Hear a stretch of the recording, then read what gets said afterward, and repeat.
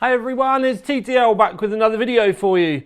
So today I'm going to give you an awful lot of reasons why you shouldn't buy an RTX 3070 Ti.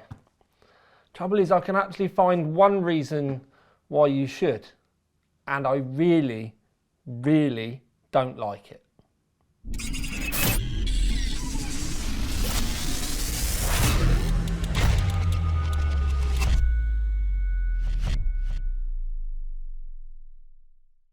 Okay then peeps, so I said I'm going to give you a lot of reasons why you shouldn't buy a 3070 Ti, and to be fair they are pretty full and fast, and I've just remembered I haven't even turned this system on yet. This is the test system that we always test the graphics cards in, because we test them in the same one every time. It's a 3950X and a Corsair case, Corsair power supply, memory cooler, blah blah blah, and the only thing we change in there is the graphics card. Now the graphics card that's in there at the moment is actually a Gigabyte Eagle. It's the entry level one, which will come in, or should do, at the right place at 529.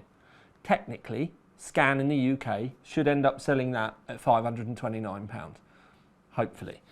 The RTX 3070 Ti Founders Edition should be 529 as well, although it will be on Scan, but you have to click through from the NVIDIA website because they're like a sales point for them. So you don't see these on their website unless you go to the NVIDIA one first and then click through.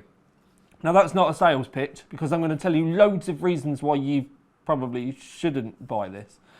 Now, when you read it as a Ti, or a Ti, whatever you want to call it, the titanium, makes you think that it's been upgraded, and it's got an extra 256 CUDA cores, 8 Tensor cores, 2 ray tracing cores, and one of the things that NVIDIA want you to shout about is the fact that it's now got GDDR6X memory, and they say it's going to be better for long-term gaming because it does give you a little bit more bandwidth. But the thing is the bandwidth is kind of like the pipe that it can go through, and then the speed is the how quick it can go through, but it's still only 8 GB. So the whole it's going to be future-proof kind of thing, it's a little bit better on paper than the plain 3070, but in the grand scheme of things with the testing that we've done, and I'm literally just going to start putting stuff over here, the game numbers just don't show it. There's just no real benefit in performance. And even in some of the games that NVIDIA are like, well, would you run this game? Would you run this game? Like Cyberpunk, even with DLSS enabled, an entry-level overclock 3070 not only keeps up but sometimes beats the 3070 Ti. Now the Gigabyte card is the Eagle overclock. That is the Eagle vanilla. It's the same kind of card, but 3070, just with a tiny little overclock on the top. And that's pretty much how quick this is. It's like an aftermarket, a vendor card with a very minor overclock. Very minor overclock. So if you've got a 3070 already, not that you would be in really thinking about to yourself, wow, should I upgrade? Then no, just put a bit of an overclock on it. And I'm still going to be putting results up there because, and feel free to pause, but also feel free to go and have a look at the website, because there are 2 reviews. We've done a Founders Edition review and we've done the Gigabyte review. And the only reason why we've done the Gigabyte review is because it was the entry level one, and they have been consistently getting released at Scan, at MSRP. Some other shops as well might do it for a bit more. The bulk of them, yes, they are selling them for more. So it's not quick enough. And it comes in at 529, so it fits in between the 3070 and the 3080 MSRPs. But, you know, we can all speak frankly here. The chances are of getting cards at the moment is just incredibly slim. And that's, you know, this, in reality, to have spent the time and effort doing it, it literally comes down to one thing.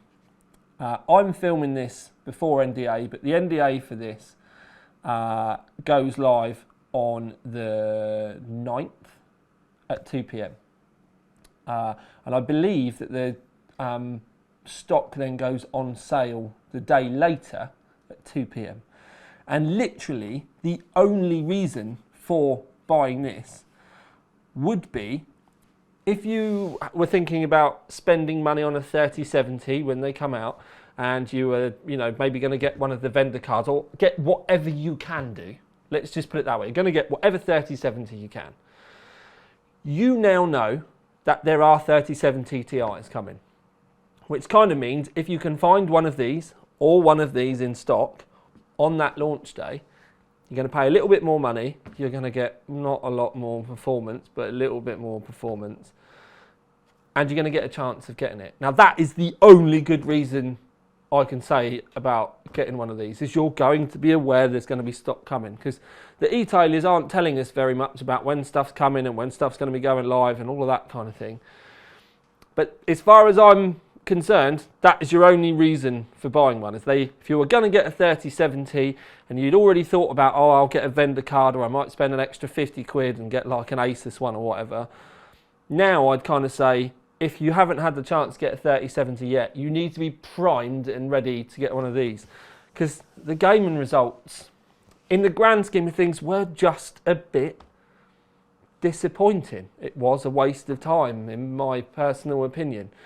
And it's not further enough in front for it to be warrant of a new SKU. Other than the fact, NVIDIA have given us the whole 3070 silicon now, so they've opened it all up for us, and they've squeezed a bit more money out of us at the end of the day.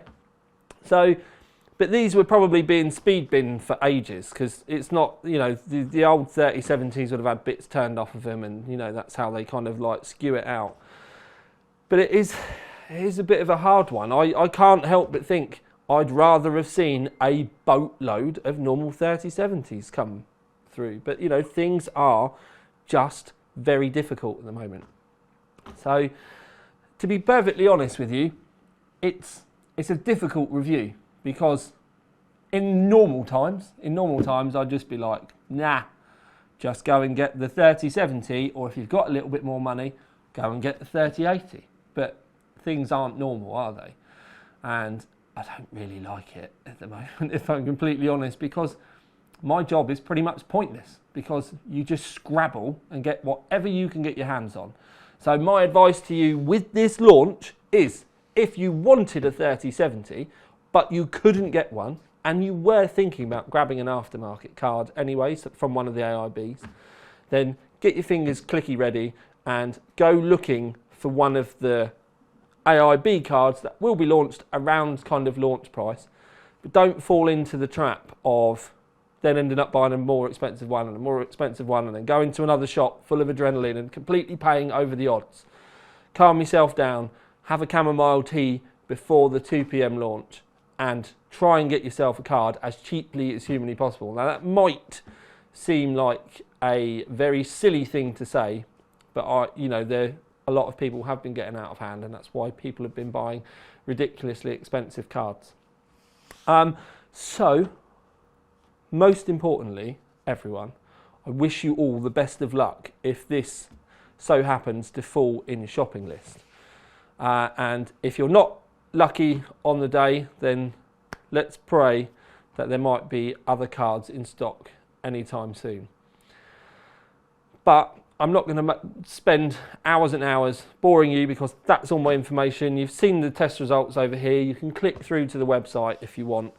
Don't forget to like, subscribe, comment if you liked this full and frank, well, not full actually, but just frank video, because, yeah, they're getting difficult to want to bother with.